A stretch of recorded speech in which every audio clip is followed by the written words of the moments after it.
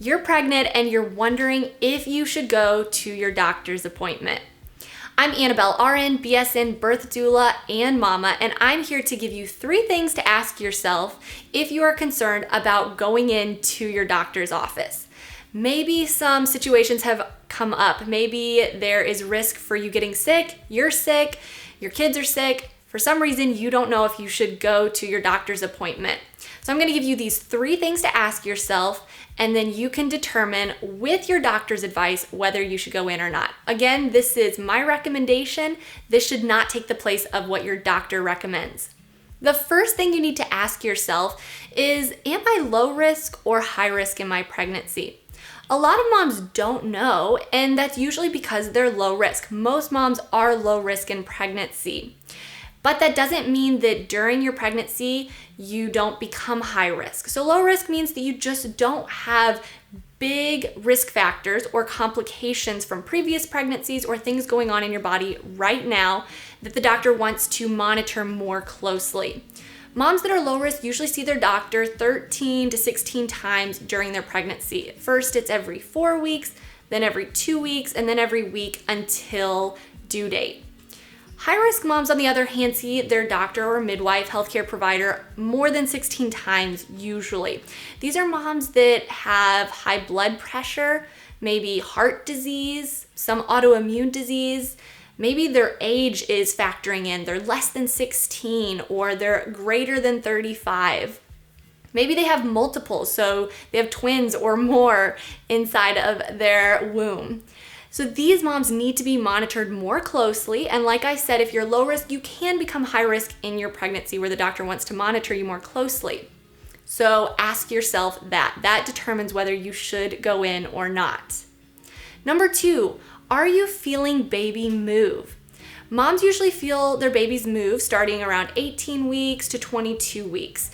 And once you start feeling baby move, you want to take note of when that happens.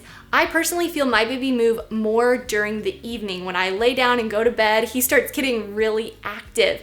But some moms feel it during the day, after they eat a meal. When are you feeling your baby move if you're to that point? When you don't feel baby move, that could possibly be a concern. That's something that you want to go in and have checked out. And as a mom, you know when something's wrong. So really paying close attention to your body. Are you feeling baby move? And number 3, you have to actually call your doctor's office and say, I have this concern about whether I should come in or not. Would my healthcare provider be willing to do a phone call visit with me at the time of my appointment? Some doctors are all about this. They say, yeah, stay at home, you're low risk, you're feeling baby move, and I'm willing to get on the phone with you during your appointment time and ask you how you're doing, answer some of your questions.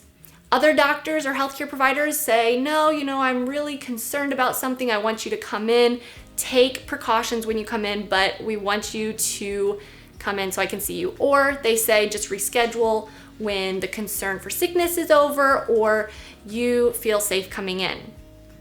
So when you come in, if that is the case, make sure you're taking precautions to wash your hands frequently. Make sure that you stand up in the waiting room and you only touch things that you have to touch. Staying 6 feet at least away from other people and just not talking to people if you don't have to. If you can leave your kids at home, that is definitely recommended. So less people is better. If you can go alone or just bring one support person, I definitely recommend that.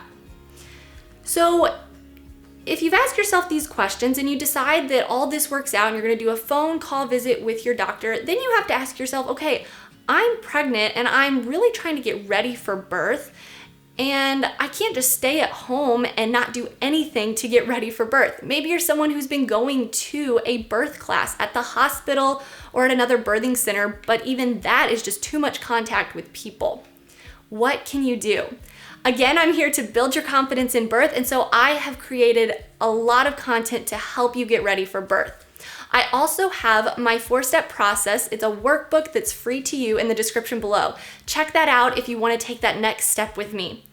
And I also have my online birth class. So if you just want to completely stay at home and get everything that you need to prepare for your natural birth, be sure to check that out at parently.com. I've got a mini class for you that will get you started, getting you thinking about natural birth, if it's going to be the best option for you and how to prepare. I hope this helps today. I really want you to be safe and stay away from any germs that you can. So take these 3 steps, ask yourself these questions, talk to your doctor, and get the best path for your birth as possible. I'll see you in the next video.